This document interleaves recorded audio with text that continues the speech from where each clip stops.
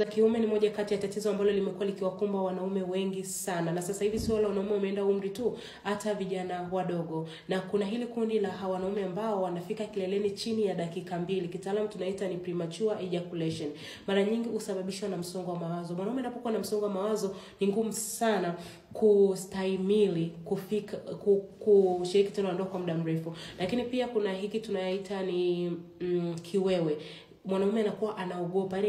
Mara nyingi wanaume kama hao pale wanapokutana na mtu ambaye ni mpya, anaanza kushiriki naye tendo la ndoa, anakuwa anaogopa sana kwamba anaweza asimfikishe yule mwanamke kileleni. Kwa hiyo hayo mawazo yote yanaweza kumsababisha yule mwanaume kufika kileleni mapema zaidi. Lakini kitu kingine ni overstimulation ya mishipa ya fahamu katika uume. Unakuta mwanaume anapomwingilia tu mwanamke anapata msisimko wa ajabu. Kwa hiyo unakuta amemaliza haraka kabla hata yeye mwenyewe unakuta amemaliza haraka na yeye mwenyewe hakutarajia kuwa hivyo. Kwa mara nyingi tunashauri kwamba ili kupunguza hii, mara nyingi ni kutumia condom. Condom itakusaidia kwa sababu kutakuwa hamna ile direct contact ya uume kwenye uke. Kwa hiyo mara nyingi inaweza ikakusaidia wewe kwenda muda kidogo. Lakini pia kitu kingine ni kumwona daktari, kupata ushauri kutoka kwa daktari. Lakini pia daktari anaweza kukuandikia dawa za kutumia, lakini usitumie dawa yoyote bila kuandikiwa na daktari.